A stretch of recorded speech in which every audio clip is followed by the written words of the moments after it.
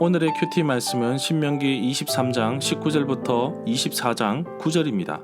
제목, 다르게 살아야 하는 이스라엘 백성들. 먼저 앞뒤 문맥을 살펴보겠습니다. 지금 이스라엘 백성들은 요단강 동편 모압 평지에 있습니다. 모세로부터 하나님의 말씀을 되풀이해서 듣고 있습니다. 되풀이할 신, 말씀, 목숨명, 기록할 기, 이것이 신명기입니다. 이스라엘 백성들은 가나안 땅에 아직 들어가지 않았지만 그들에게 닥쳐질 여러 가지 상황을 두고 모세는 정말 여호와께서 주신 말씀과 규례를 잘 지키기를 바라는 마음에서 한 절 한 절 마음을 다하여 전하고 있습니다. 이스라엘 백성들이 들어가게 될 가나안 땅은 생각보다 아주 위험한 곳입니다. 일단 그 땅에 사는 사람들을 몰아내고 정착해야 합니다. 그들과 어떠한 계약이나 혼인도 맺어서도 안 됩니다. 우상을 숭배하는 그들에게 관심을 두어서도 안 됩니다. 그들의 악한 문화를 본받아서도 안 됩니다. 세상의 방식대로 경쟁하고 서로 다투어 살아가는 가나안 사람들과 전혀 다른 삶을 살아야 하는 이스라엘 백성들에게도 아주 큰 도전입니다. 어떻게 하면 가나안 사람들과 다르게 구별되어 살아갈 수 있을까요? 여호와께서 말씀하신 대로 이웃을 사랑하며 살아가야 할 것입니다. 여호와께서 주신 말씀을 삶 속에서 지키도록 노력하고 애쓸 때 하나님과 점점 가까워지는 것입니다. 문단을 나눠보겠습니다. 23장 19절부터 25절은 이웃에 대해서 어떻게 해야 하는가? 24장 1절부터 7절은 이혼 정서, 담보물에 대한 규정, 8절부터 9절은 피부병에 대한 규정, 23장 19절에 보면 동족인 이웃에게 돈이나 음식이나 그 밖의 다른 물건들을 빌려줄 때에는 이자를 받지 말라고 합니다. 돈이든지 곡식이든지 이자가 나올 수 있는 어떤 것이라도 이자를 받아서는 안 됩니다. 20절에 보면 동족과 달리 타국인, 외국인에게는 꾸어 주고서 이자를 받아도 됩니다. 그러나 이스라엘 백성들에게서는 이자를 받지 말아야 합니다. 그렇게 하면 하나님 여호와께서 이스라엘 백성들이 들어가서 차지하게 될 땅 가나안에서 하는 모든 일에 복을 주실 것입니다. 신명기 15장에서는 면제년을 지정하고 선포하였습니다. 이방인들에게는 독촉할 수 있으나 이스라엘 백성들에게는 구워준 것을 면제하라고 하십니다. 21절에 보면 하나님 여호와께 무엇을 드리기로 서원, 맹세한 것이 있으면 미루지 말고 갚으라고 말합니다. 하나님 여호와께서 반드시 그것을 요구하실 것입니다. 그렇기 때문에 미루는 것은 백성들에게 죄가 될 것이라고 하십니다. 이 구절은 마태복음 5장 33절에 인용되었습니다.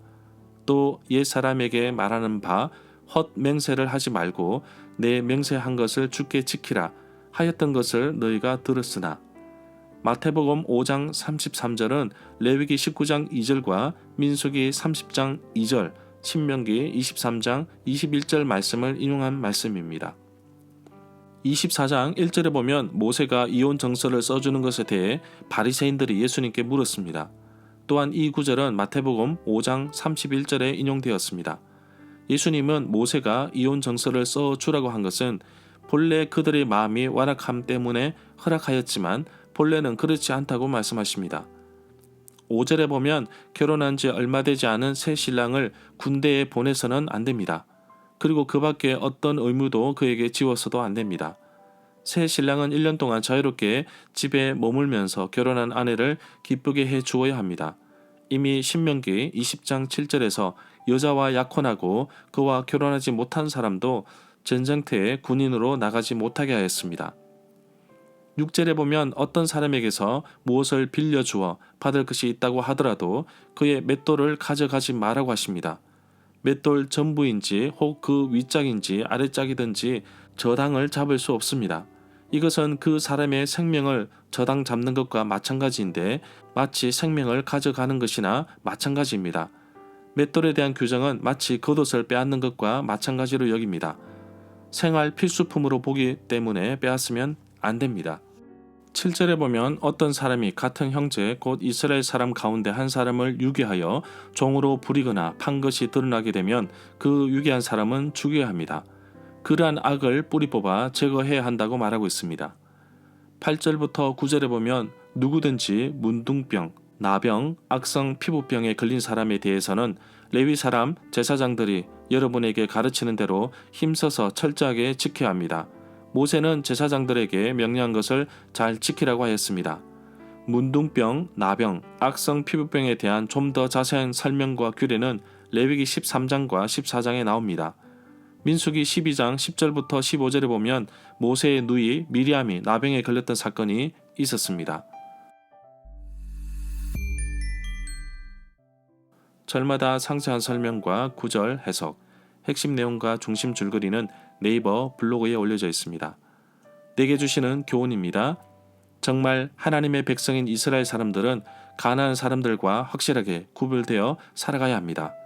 다르게 표현하면 거룩하게 살아야 합니다. 가나안 사람들의 생활 방식대로가 아닌 하나님께서 말씀하신 대로 하나님의 백성답게 살아야 합니다. 나 자신도 하나님의 자녀로서 이 세상을 살아갈 때 이익도 중요하지만 남에게 베풀고 나누는 아름다운 삶도 중요합니다.